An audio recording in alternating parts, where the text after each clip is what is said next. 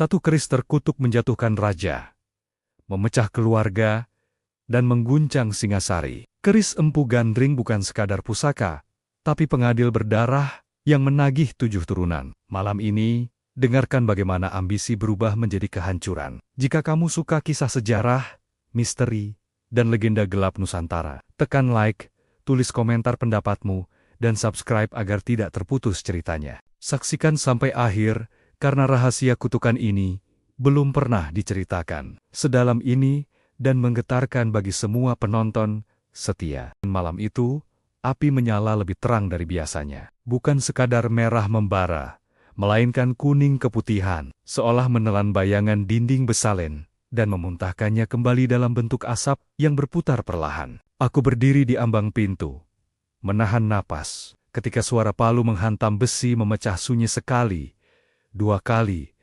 berirama seperti denyut jantung yang dipaksa berdetak lebih cepat. Di hadapanku, sang empu menunduk, rambutnya tergerai, basah oleh keringat, dan doa yang belum selesai. Setiap hentakan palu bukan hanya membentuk bilah, tetapi mengikat janji dengan alam yang tak kasat mata. Malam ini, bukan malam biasa. Ini adalah malam laku. Puasa, tapa, dan wirid telah dilalui berbulan-bulan. Keris yang ditempa bukan pusaka sembarang ia, ditakdirkan menjadi penentu nasib. Aku merasakan hawa dingin merayap dari punggung ke tengkuk. Api memang panas, tetapi udara di sekeliling terasa menggigil, seolah ada sesuatu yang menunggu untuk lahir. Belum, gumam sang empu, lirih namun tegas, ketika bilah besi diangkat dari perapian. Belum waktunya. Namun langkah kaki lain memecah keheningan. Seseorang datang membawa ambisi yang tak mau menunggu. Matanya menyala, lebih terang dari api. Tangannya mengepal, dan napasnya berat seperti orang yang telah memutuskan sesuatu, apapun risikonya. Aku membutuhkannya sekarang, katanya. Bukan permintaan, melainkan perintah.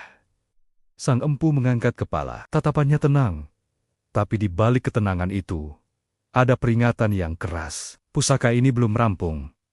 Roh bilahnya belum terikat. Jika dipaksa lahir, ia akan lahir cacat dan kecacatan itu akan menuntut balasan.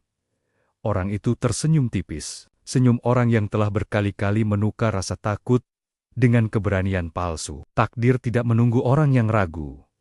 Api berdesis ketika bilah disentuhkan kembali ke bara. Aku melihat pola pamor mulai muncul, berkilau seperti ular perak yang menggeliat. Bisikan halus menyusup ke telinga, bukan suara manusia, bukan pula angin. Kata-kata itu tak bisa kupahami, tetapi maknanya jelas.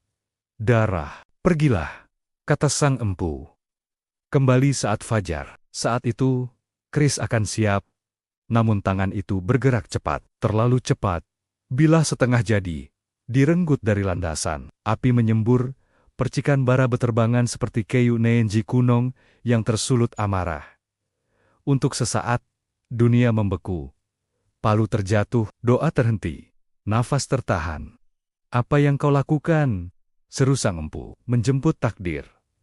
Jawabnya singkat. Aku melihat mata bilah itu ya. Bilah itu seolah memiliki mata berkilat tajam. Keris setengah jadi itu bergetar, seperti menolak sentuhan. Seperti makhluk yang diseret keluar sebelum waktunya. Tangan yang menggenggamnya mengencang, ujung bilah berayun. Waktu terasa melambat. Aku ingin berteriak, tetapi suara tercekat di tenggorokan. Sang empu melangkah maju, tangannya terulur, bukan untuk menyerang, melainkan untuk melindungi dunia dari kesalahan yang tak bisa ditarik kembali. Kilatan dingin melintas, suara basah terdengar, darah menetes, merah pekat, jatuh ke lantai tanah, dan diserap perlahan, seolah bumi telah lama menunggu rasa itu. Sang empu tersungkur, nafasnya terengah, matanya menatap bilah yang kini berlumur darah. Aku menyaksikan sesuatu yang takkan pernah kulupa.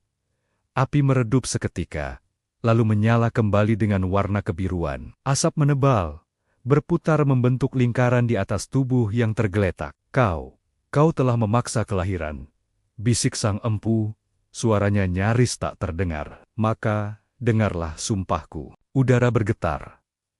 Tanah seolah mengerang. Aku menutup telinga. Tetapi kata-kata itu tetap menembus, mengukir diri di tulang. Bilah ini akan meminum darah. Bukan satu, bukan dua. Ia akan menagih hingga 7 turunan.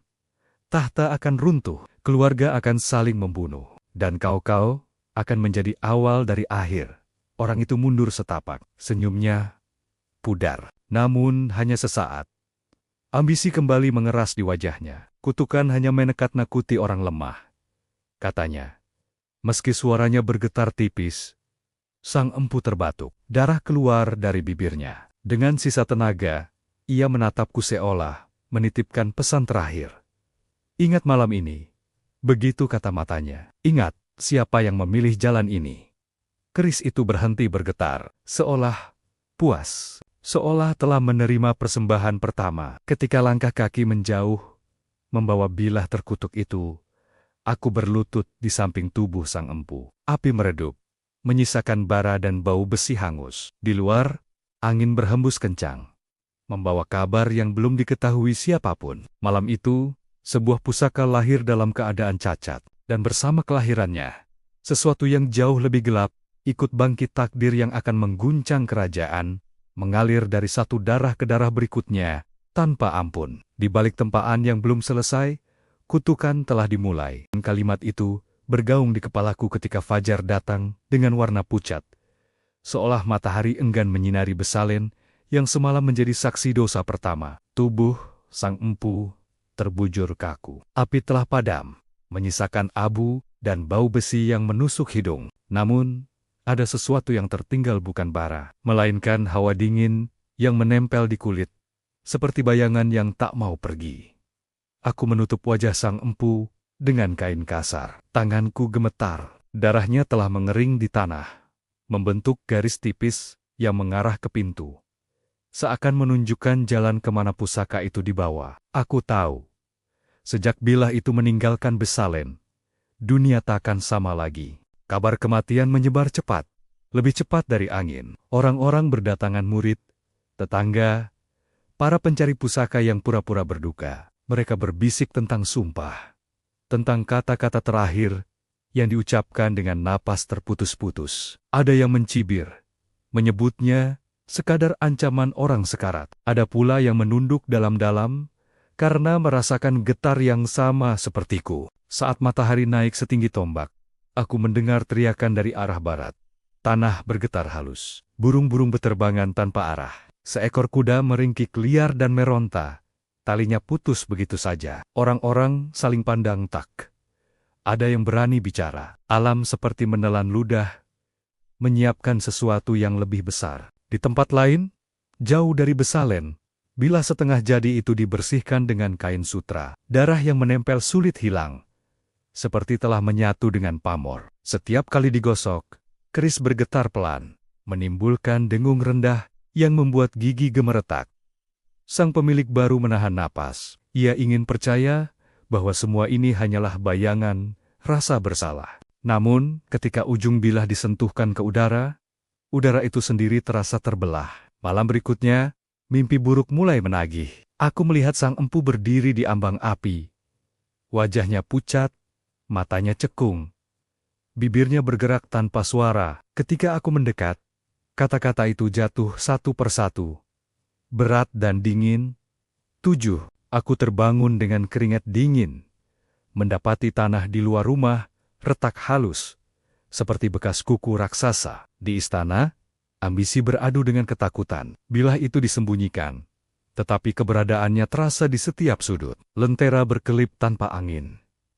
Bayangan para penjaga memanjang tak wajar di dinding. Dan setiap malam, terdengar bunyi logam tipis, bukan benturan, melainkan rindu yang lapar. Sang pemilik baru mulai menguji nasib. Bukan dengan menusuk manusia. Belum. Ia menggores kayu-kayu itu terbelah bersih. Ia menyentuh batu-batu itu retak. Ia mengayunkan ke udara-udara mengaduh. Senyum muncul kembali di wajahnya. Kau akan membawaku ke atas, bisiknya pada bilah. Keris itu bergetar, seolah menjawab. Tetapi jawabannya bukan janji melainkan syarat. Kematian pertama setelah sumpah datang tanpa pengumuman. Seorang pengawal ditemukan roboh di lorong gelap. Tanpa luka jelas, wajahnya membeku dalam ketakutan. Orang-orang berkata jantungnya berhenti. Aku tahu, Itu bohong yang menenangkan diri. Di balik dada yang tak terluka, ada sesuatu yang direnggut. Bisik-bisik berubah menjadi doa. Doa berubah menjadi ketakutan. Ketakutan berubah menjadi rencana. Mereka yang merasa terancam mulai saling menuding. Setiap kecurigaan adalah bara baru. Dan bilah itu di balik kain sutra menghangat. Pada malam purnama, aku kembali bermimpi. Sang empu duduk bersila. Tubuhnya utuh, namun bayangannya terbelah 7 di tanah. Kutukan bukanlah bilah, katanya, akhirnya bersuara. Kutukan adalah pilihan yang diulang. Aku terbangun dengan napas tersengal, mengerti bahwa sumpah itu bukan sekadar kata iya, adalah jalan yang dipilih, lagi dan lagi. Esoknya, kabar besar tiba. Sebuah rencana untuk menjatuhkan seorang penguasa lama dengan cara licik. Aku tak perlu mendengar detailnya. Aku sudah melihat ujungnya. Bila setengah jadi itu akan dipinjamkan, lalu dikembalikan. Fitnah akan disematkan. Darah akan ditumpahkan. Dan sumpah akan tertawa pelan. Ketika senja merunduk, aku berdiri di depan besalen yang kini kosong. Aku menyalakan api kecil bukan untuk menempa, melainkan untuk mengingat. Api itu berkedip, biru di tepinya. Aku tahu, ini baru permulaan. 7 bukan angka yang kecil, ia adalah hitungan yang sabar. Di kejauhan, lonceng istana berdentang. 1 kali, 2 kali, 3. Setiap dentang seperti langkah menuju jurang. Dan di balik kain sutra, keris itu menunggu, tenang dan lapar, bersiap menagih sumpah yang telah dilepaskan ke dunia. Use people, Indonesian man dentang lonceng terakhir, masih menggema ketika rencana itu dijalankan. Malam dipilih bukan karena gelapnya, melainkan karena manusia lebih mudah dibutakan saat cahaya disembunyikan. Aku mengikuti kabar dari kejauhan bisik yang berpindah, dari mulut ke mulut tentang sebuah pusaka yang dipinjamkan untuk satu urusan, lalu harus kembali tanpa jejak. Bila setengah jadi, itu dibungkus kain, diserahkan dengan senyum yang menyimpan niat, dan diambil dengan janji yang tak pernah berniat ditepati. Di rumah yang ditunjuk takdir sebagai panggung pertama, seorang pria bertubuh kekar memamerkan pusaka kepada siapapun yang mau melihat. Ia bukan empu, bukan pula raja, hanya orang yang suka pamer kekuatan. Keris itu diletakkan di hadapannya, seolah hadiah. Setiap orang yang memandang merasakan getar halus perasaan tak nyaman, yang sulit dijelaskan. Aku tahu, bilah itu sedang mengendus. Malam merangkak pelan, saat penjaga lengah dan langkah kaki terpecah oleh bayangan. Bilah itu berpindah tangan tanpa saksi. Ujungnya dingin. Pamornya memantulkan cahaya lentera, seperti mata yang terbuka setengah. Satu tusukan dilakukan cepat, tepat, tanpa teriakan. Darah hangat memercik, lalu diserap kain. Tidak ada amarah, tidak ada ragu, seolah bilah itu sendiri yang menuntun tangan. Ketika fajar datang, mayat ditemukan, pintu terkunci dari dalam. Tidak ada jejak, hanya sebuah nama yang segera diucapkan bersama kebencian. Nama orang yang semalam memamerkan pusaka. Fitnah menemukan tempat bernaung. Orang-orang menunjuk, berteriak dan mengutuk. Mereka membutuhkan jawaban yang sederhana, dan bilah itu memberikannya. Aku menyaksikan penangkapan dari jauh. Wajah yang difitnah pucat, matanya kebingungan. Ia bersumpah tidak melakukan apapun, tetapi sumpah tak ada harganya ketika ketakutan telah memilih korbannya. Keris itu kini kembali ke tangan awal dibersihkan dengan tenang. Darah baru tak mau lepas. Setiap usapan kain justru membuat pamor berkilau lebih jelas, seperti peta jalan yang semakin terang. Di istana, senyum kemenangan muncul. Tahta lama mulai goyah. Orang-orang memuji kecerdikan, menyebutnya keberanian. Aku ingin berteriak bahwa keberanian palsu selalu meminta tumbal. Tetapi suaraku tenggelam di antara tepuk tangan. Bilah itu beristirahat, seolah puas, seolah baru saja mencicipi hidangan pembuka. Malam berikutnya, aku bermimpi lagi. Kali ini, bukan sang empu yang datang, melainkan lorong panjang berlumur bayangan. Di ujungnya, bilah itu berdiri tegak, berputar perlahan. Setiap putaran melahirkan wajah baru, wajah orang-orang yang akan datang. Aku terbangun dengan dada sesak, merasakan bau besi yang tak ada. Kematian kedua menyusul, lebih kejam dalam caranya yang sunyi. Seorang saksi yang seharusnya bicara, jatuh tersungkur. Tanpa luka, tanpa suara, orang-orang mulai berbisik bahwa keris itu membersihkan jalannya sendiri. Setiap rintangan disingkirkan. Setiap mulut ditutup. Ketakutan menjadi aturan baru. Dan di atas semua itu, rencana berjalan mulus. Fitnah berubah menjadi kebenaran yang diterima. Nama yang dijatuhkan dikubur bersama kehormatannya. Sementara itu, bila setengah jadi itu kembali disembunyikan, disimpan seperti rahasia paling berharga, aku mendengar dengungnya dari kejauhan halus. Nyaris manis seperti nyanyian yang memanggil. Pada sebuah malam yang tenang, aku beranikan diri mendekat. Kain penutup tersingkap sedikit. Pamor itu bergerak. Aku bersumpah melihatnya bergerak, membentuk pola yang tak pernah kulihat sebelumnya. Angka itu kembali 7 tergores samar, lalu menghilang. Aku menarik tangan, takut sentuhan itu mengikatku ke jalan yang sama. Sementara itu, istana berubah wajah. Keputusan diambil cepat, perintah dilaksanakan, tanpa tanya. Mereka yang ragu disingkirkan. Mereka yang patuh, diberi hadiah. Tahta lama runtuh, bukan oleh perang, melainkan oleh pisau yang tak terlihat. Dan di balik layar, bilah itu terus menuntun, tanpa suara. Aku mulai memahami, keris ini bukan sekadar alat, ia adalah cermin. Ia memantulkan niat, lalu mengeraskannya menjadi takdir. Siapapun yang memegangnya, akan melihat apa yang ingin dilihat: kekuatan, kemenangan, pembenaran tanpa menyadari harga yang telah ditetapkan. Saat senja terakhir episode ini merunduk, aku berdiri di tempat tinggi, memandang lampu-lampu istana. Dari sini, semuanya tampak tenang. Terlalu tenang. Aku tahu, ketenangan ini palsu. Bila itu telah memilih jalannya. Fitnah telah bekerja, darah telah mengalir. Dan yang paling berbahaya, orang-orang mulai percaya bahwa ini adalah cara satu-satunya. Di balik kain penutup, keris itu bergetar pelan, seolah berbisik, belum selesai. Bisikan itu terasa menempel di udara ketika fajar menyibak kabut istana. Aku mengulangnya dalam hati, karena kata itulah yang paling tepat menggambarkan hari-hari setelah tahta berpindah tangan. Upacara penobatan berlangsung, megah genderang ditabuh, doa dipanjatkan, senyum dipaksakan. Orang-orang menyebutnya awal baru. Aku melihatnya sebagai jeda sebelum gelombang berikutnya menghantam. Penguasa baru berdiri tegak di singgasana. Jubahnya berkilau, wajahnya tenang. Namun di balik ketenangan itu, ada kelelahan yang tak bisa disembunyikan. Malam-malamnya tak lagi sunyi. Setiap kali mata terpejam, bayangan lorong panjang datang menagih.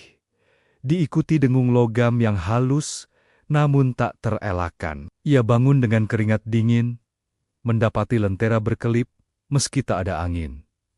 Istana tampak makmur di siang hari. Pajak ditata ulang, hadiah dibagikan, dan orang-orang yang dulu ragu, kini berbaris menyatakan setia. Tetapi di balik dinding tebal, keputusan diambil dengan cepat dan keras. Nama-nama dicoret dari daftar, pengawal diganti, pintu-pintu tertentu dikunci rapat. Keamanan meningkat, seolah ketakutan adalah penasehat paling setia. Keris itu disimpan di ruang terdalam, dibungkus berlapis kain. Namun, penyimpanan tak pernah cukup. Malam pertama setelah penobatan, bunyi tipis terdengar dari balik peti, bukan ketukan, melainkan tarikan napas. Aku mendengarnya ketika melintas, dan langkahku tertahan. Dengung itu bukan panggilan keras. Ia lebih seperti keyakinan yang merayap, membuat orang merasa harus mendekat. Seorang penjaga ditemukan pingsan di depan pintu ruang pusaka. Ketika sadar, ia tak ingat apapun, selain mimpi tentang api biru, dan suara yang menyebut namanya. Ia dipindahkan keluar istana, demi keselamatan. Aku tahu, pemindahan itu adalah bentuk lain dari pengusiran. Istana tak menyukai saksi yang rapuh. Hari-hari berlalu. Kerajaan terlihat stabil. Namun, stabilitas itu menuntut harga. Setiap kebijakan keras melahirkan bisik baru. Setiap bisik menuntut penutupan. Dan setiap penutupan membutuhkan alat. Keris itu mulai dipinjamkan, kembali tak selalu untuk membunuh, kadang hanya untuk menakut-nakuti. tetapi ketakutan juga melukai. Ia meninggalkan bekas yang lama sembuhnya. Malam purnama, penguasa baru bermimpi melihat sang empu duduk di depan api yang menyala rendah. Tahta yang dibangun dari darah akan selalu haus, kata sang empu. Suaranya datar. Kau bisa memberi minum, atau kau bisa menunggu saat ia menagih. Penguasa terbangun dengan teriakan tertahan. Ia memerintahkan ritual pembersihan keesokan harinya, doa, sesaji, puasa. Semua dilakukan dengan patuh. Keris itu tetap dingin. Di balik ritual, muncul rencana lain, memastikan garis keturunan. Seorang anak disebut-sebut sebagai penerus yang sahanak yang membawa darah lama dan darah baru. Istana bersukacita. Aku merasakan hawa berubah. Keris itu, entah bagaimana, menghangat, seolah mendengar kabar tentang darah yang akan datang. Pada sebuah jam yang terlalu sunyi, penguasa memerintahkan aku untuk menemani ke ruang pusaka. Kain dibuka setipis helai. Pamor bilah itu berkilau, memantulkan wajah kami menjadi terdistorsi. Lihat, katanya pelan. Ia adalah jembatan. Aku ingin membantah, mengatakan bahwa jembatan yang dibangun dari bilah akan runtuh. Namun kata-kata itu mati di lidah. Tak lama, kabar buruk datang dari pinggiran istana. Seorang bangsawan lama ditemukan mati, jatuh dari tangga. Orang-orang bilang kecelakaan. Aku melihat luka di lehernya tipis, rapi, tak ada saksi, tak ada penyelidikan. Keris itu dikembalikan sebelum fajar. Kainnya hangat. Ketika aku sendirian, aku menyadari sesuatu yang membuat napasku tercekat. Bilah itu tak lagi tampak setengah jadi. Pamornya utuh, garis-garisnya menyatu. Seolah setiap darah yang diminumnya adalah tempalan lanjutan yang tak pernah dilakukan empu.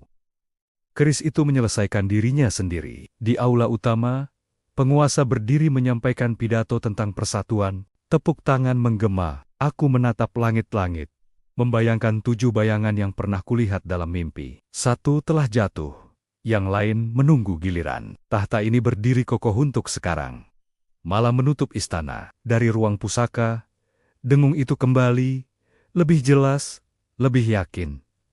Belum selesai, katanya lagi. Dan untuk pertama kalinya, aku tahu, tahta dari darah tak pernah merasa cukup. Tahta itu tampak kokoh, tetapi aku tahu ia berdiri di atas tanah yang retak. Setelah malam dengung itu terdengar lebih jelas, istana memasuki masa yang disebut orang-orang sebagai masa emas. Perdagangan ramai, lumbung terisi, upacara digelar berhari-hari. Namun kemakmuran seringkali adalah tirai paling meyakinkan untuk menutup ketakutan yang tumbuh di baliknya. Anak itu lahir di tengah sorak dan doa. Tangis pertamanya menggema di ruang batu, disambut genderang dan pujian. Para pendeta menyebutnya pertanda baik. Aku berdiri di sudut, merasakan udara menghangat bukan karena perayaan, melainkan karena bilah itu di ruang pusaka bergetar, seolah menyadari bahwa darah baru telah mengalir di dunia. Penguasa menatap bayi itu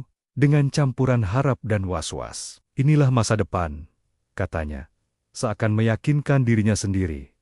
Aku ingin percaya, namun setiap malam setelah kelahiran itu, mimpi datang lebih sering. Aku melihat 7 bayangan berderet.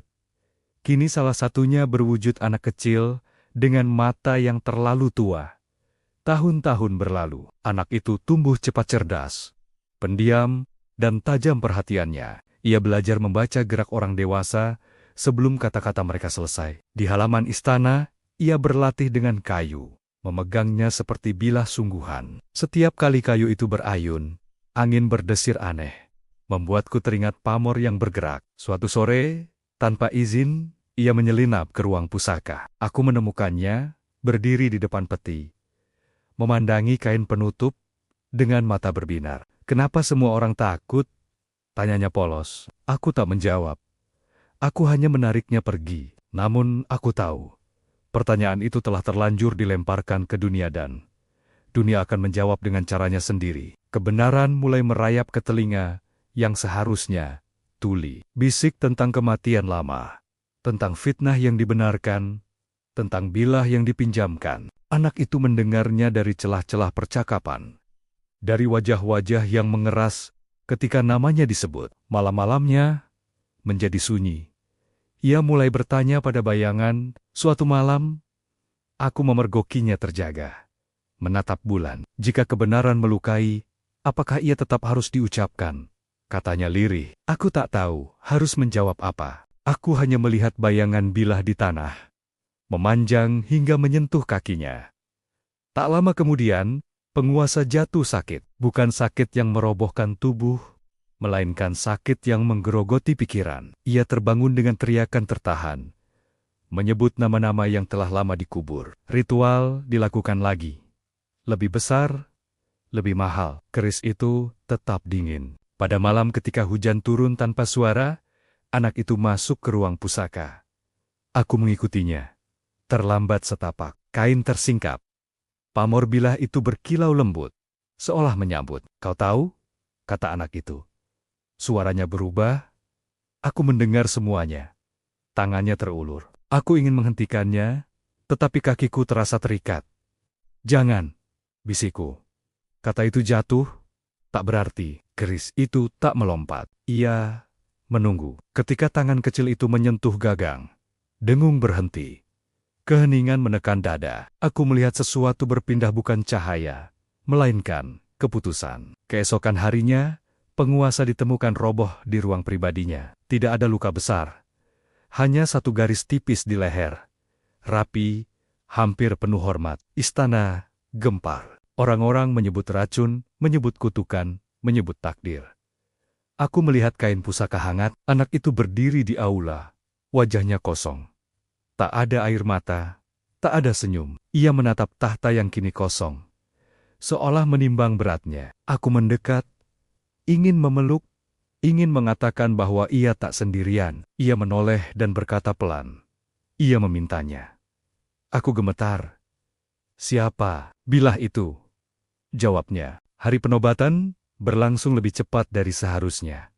Orang-orang membutuhkan kepastian. Mereka menyebutnya keadilan, menyebutnya kelanjutan. Aku melihat bayangan di lantai, kini tinggal 5 yang berdiri. Malam itu, aku bermimpi lagi. Sang empu muncul, wajahnya letih. Kutukan bergerak melalui yang paling mencintai kebenaran, katanya. Karena kebenaran, jika dipaksakan dengan Bilah, akan selalu menuntut darah. Aku terbangun dengan napas patah. Di kejauhan, dengung itu kembali. Lebih pelan, lebih puas. Anak itu telah membawa maut bukan karena ia kejam, melainkan karena ia percaya. Dan di dunia ini, kepercayaan yang dipersenjatai adalah bentuk paling berbahaya dari ketulusan. Tahta itu kini terlalu besar untuk tubuh yang masih muda. Anak yang membawa maut demikian, bisik-bisik itu, menyebutnya duduk tegak di singgasana. Punggungnya lurus, matanya tenang. Namun ketenangan itu bukan damai. Ia adalah penutup yang rapi untuk gelombang yang terus naik dari dalam. Aku berdiri di sisi aula, menyadari bahwa setiap langkah di istana kini berbunyi lebih keras, seolah lantai pun waspada.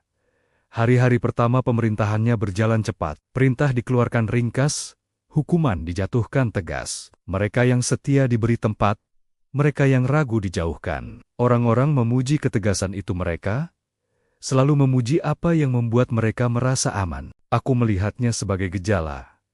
Ketika rasa aman dicari lewat Bilah, Bilah itu akan terus diminta. Keris terlarang disimpan kembali di ruang pusaka. Namun berbeda dari sebelumnya, kini kain penutupnya selalu terasa hangat. Dengungnya tidak lagi meminta, ia menunggu. Anak itu raja muda sering berdiri lama di depan peti, seolah berbicara dengan sesuatu yang hanya bisa didengarnya. Aku pernah memberanikan diri bertanya, apa yang ia katakan? Ia menjawab tanpa menoleh. Ia tidak berkata-kata. Ia mengingatkan. Mengingatkan apa? Aku tak bertanya lagi. Jawaban itu sudah cukup membuat malam-malamku berat. Tak lama, bayang-bayang dari masa lalu kembali menuntut tempat. Nama-nama lama yang dulu dilenyapkan oleh fitnah, kini disebut oleh lidah-lidah berani. Seorang bangsawan muda darah dari garis yang pernah dirampas mulai mengumpulkan simpati. Ia tidak mengangkat senjata. Ia mengangkat kisah. Kisah tentang ayah yang difitnah, tentang Bilah yang berpindah tangan, tentang kebenaran yang disembunyikan. Orang-orang mendengarkan. Kebenaran selalu punya magnetnya sendiri. Raja muda mendengar kabar itu. Wajahnya tak berubah. Tetapi aku melihat tangan kanannya menegang. Malam itu, Ia memerintahkan pengawalan diperketat. Tak perlu darah, katanya. Cukup hentikan, aku ingin percaya. Namun, ketika fajar menyingsing, kabar lain datang. Seorang pengikut setia sang bangsawan ditemukan tak bernyawa di tepi sungai. Tidak ada luka, tidak ada saksi. Keris itu tetap di peti begitu? Kata penjaga. Aku tahu, peti bukan penjara bagi kehendak. Darah memanggil darah. Setiap kematian kecil membuka pintu bagi kematian berikutnya. Sang bangsawan muda menjadi lebih berani. Suaranya lebih lantang. Orang-orang mulai berbaris di belakangnya. Istana kembali gelisah. Dan di ruang pusaka, dengung itu semakin jarang tanda bahwa ia kenyang, atau tanda bahwa ia menunggu hidangan utama. Pada malam tanpa bulan, Raja Muda memanggilku. Aku ingin mengakhiri ini, katanya. Tanpa perang ia membuka kain penutup. Pamor bilah itu berkilau lembut, seperti air tenang yang menyembunyikan arus. Jika aku menemui dia, lanjutnya, dan bicara, apakah ini akan berhenti? Aku ingin berkata ya, aku ingin memberinya harapan yang bersih. Namun, kata-kata sang empu teringat. Kutukan bergerak melalui pilihan yang diulang. Aku hanya berkata, bicara selalu lebih baik daripada mengayun. Itu bukan jawaban, tetapi itulah satu satania yang bisa kuberikan. Pertemuan diatur di rumah peristirahatan, jauh dari istana. 2 pengawal saja. Aku ikut sebagai saksi. Malam sunyi menutup langkah kami. Di dalam, sang bangsawan muda berdiri, wajahnya tegang namun mantap. Aku tidak ingin tahta, katanya cepat. Aku ingin nama ayahku dibersihkan. Raja Muda mengangguk. Untuk sesaat, aku melihat masa depan yang berbeda masa depan tanpa dengung. Namun, ketika ia hendak bicara, bayangan bergerak. Aku merasakan udara mengencang. Di sudut ruangan, sesuatu berkilat aku tak tahu dari mana datangnya. Hanya satu gerak, hanya satu tarikan napas, sang bangsawan muda jatuh. Darah mengalir, tipis, rapi. Raja Muda mundur, wajahnya pucat. Aku tidak, katanya. Terputus. Aku melihat kain di balik jubahnya hangat. Tidak ada saksi selain kami. Tidak ada pembelaan yang akan dipercaya. Kematian itu menyapu harapan yang baru lahir. Keesokan harinya, rakyat bangkit, teriakan menggema. Api menyala di gerbang. Istana terkepung bukan oleh tentara, melainkan oleh amarah. Raja Muda kembali ke singgasana dengan langkah berat. Aku mencoba, katanya lirih. Aku tidak meragukannya. Tetapi dunia jarang memberi nilai pada niat. Dunia menilai akibat.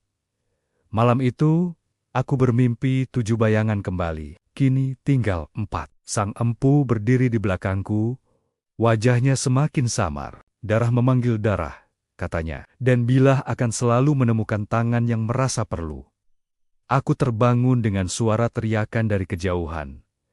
Istana bergetar. Di ruang pusaka, dengung itu kembali lebih pelan, lebih puas. Aku tahu, ini belum puncaknya. Rantai kematian telah mengencang.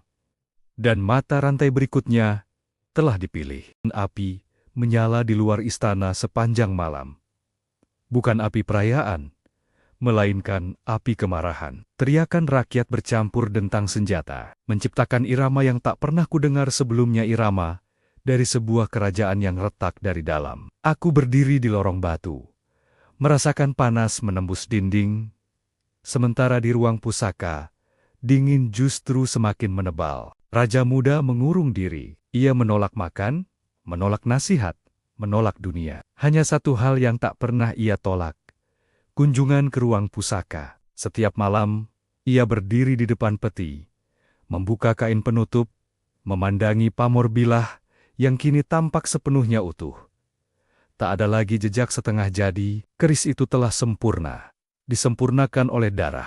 Jika masalahnya adalah bilah ini, katanya suatu malam, maka bilah ini pula yang harus diakhiri. Kata-kata itu terdengar sederhana. Solusi selalu terdengar sederhana ketika kelelahan mencapai puncaknya. Ritual pemutusan dipersiapkan. Pendeta dipanggil dari penjuru negeri. Air suci, doa, puasa, dan sesaji disusun rapi. Rakyat berharap aku bisa merasakannya bahwa satu upacara akan menutup luka panjang. Aku ingin berharap juga, meski bayangan 7 masih terukir di benakku, Malam ritual tiba. Keris diletakkan di tengah lingkaran, di atas kain putih. Doa bergema, menyatu dengan asap dupa. Untuk sesaat, dengung itu menghilang. Keheningan menekan, berat, dan rapuh. Raja muda melangkah maju, mengangkat bilah dengan dua tangan. Berakhir di sini, katanya. Ketika bilah disentuhkan ke api suci, api itu padam.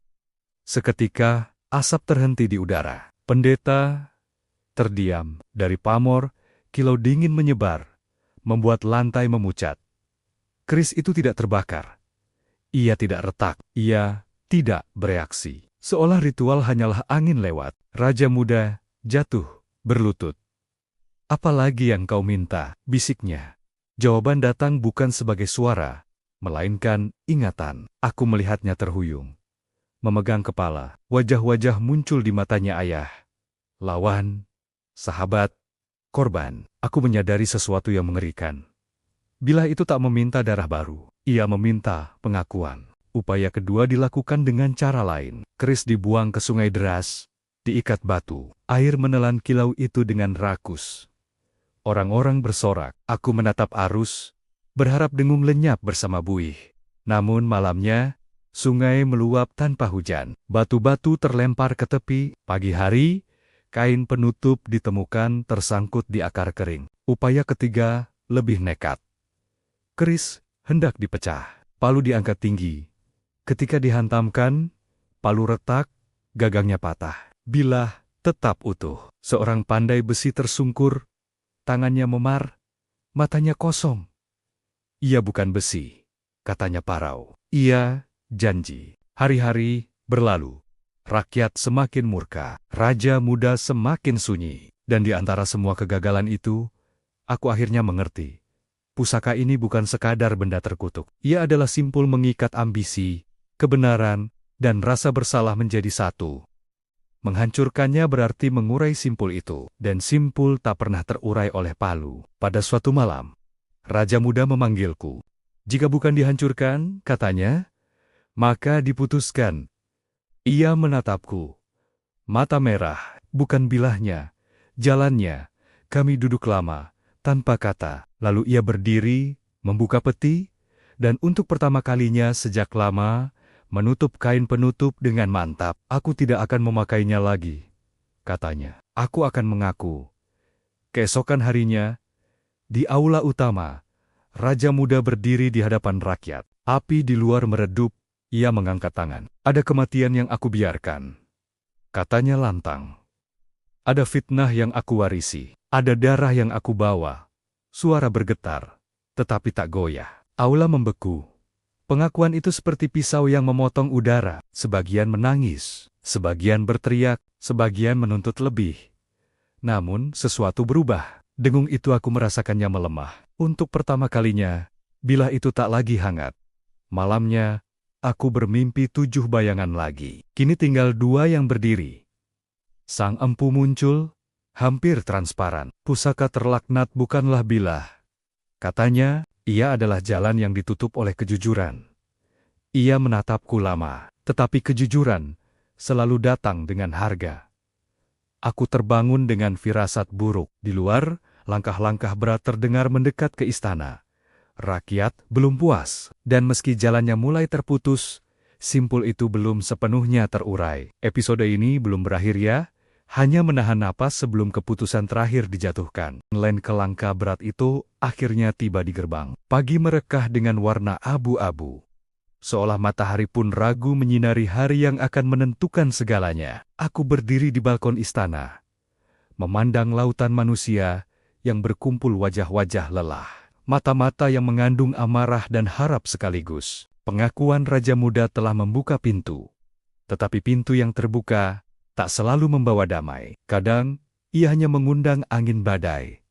Raja muda melangkah keluar tanpa mahkota, tanpa jubah kebesaran. Ia mengenakan pakaian sederhana, seolah ingin menanggalkan semua lapisan yang selama ini menutupi dirinya. Keris itu tidak dibawanya. Ia ditinggalkan di ruang pusaka, terbungkus rapat, dingin untuk pertama kalinya sejak lama. "Aku di sini," katanya lantang. Bukan untuk memerintah, untuk mempertanggungjawabkan, sorak dan teriakan menyambut. Ada yang menuntut pengasingan, ada yang menuntut darah, ada pula yang terdiam. Karena keberanian semacam ini jarang terlihat. Aku merasakan getar halus bukan dengung, melainkan sesuatu yang rapuh dan baru. Sidang rakyat digelar di lapangan, tuduhan dibacakan.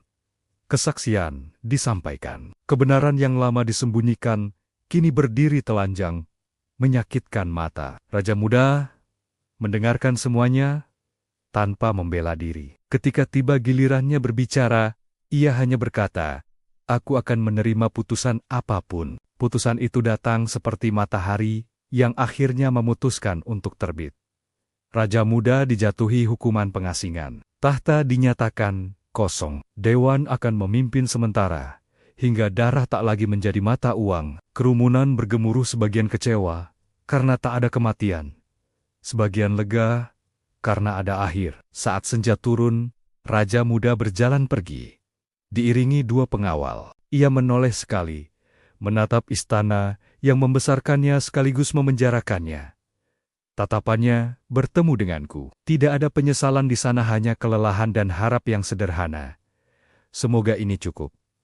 Malam itu, aku kembali ke ruang pusaka. Peti terbuka, kain penutup masih rapi. Aku mendekat, jantung berdegup. Ketika kain ku angkat setipis helai, pamor bilah itu tampak redup, seperti bara yang hampir padam.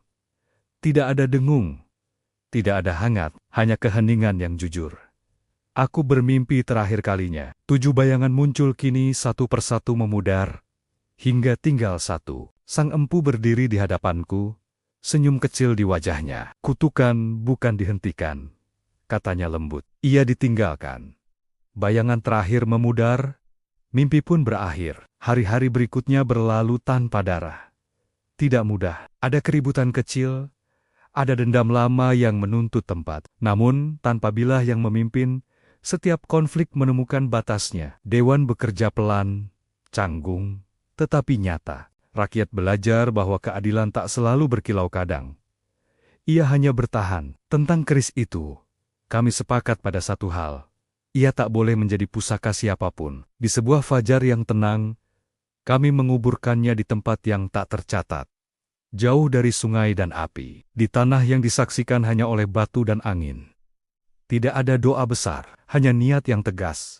Cukup, ketika tanah menutup kilau terakhir, aku merasakan beban terangkat. Bukan karena yakin semuanya selesai, melainkan karena akhirnya ada pilihan yang tidak diulang. Di kejauhan, burung-burung terbang rendah, lalu naik, seperti menguji udara yang baru. Kerajaan Singasariang pernah diguncang oleh pusaka dan ambisi memasuki bab baru. Tanpa raja, tanpa keris, tanpa janji palsu tentang keselamatan instan. Apakah ini akhir kutukan, atau hanya jeda panjang sebelum manusia menemukan cara lain untuk menyakiti? Aku menulis kisah ini bukan untuk mengagungkan bilah, melainkan untuk mengingatkan. Takdir bukanlah besi yang ditempa, ia adalah pilihan yang diulang atau dihentikan. Dan pada hari itu, untuk pertama kalinya, setelah 7 bayangan berlalu, dunia memilih untuk berhenti. Di bawah langit yang akhirnya cerah, aku menutup catatan. Jika suatu hari kilau dingin itu kembali ditemukan, semoga kata-kata ini ikut terbaca sebagai peringatan bahwa pusaka paling berbahaya bukanlah keris, melainkan keyakinan bahwa darah adalah jalan satu-satunya.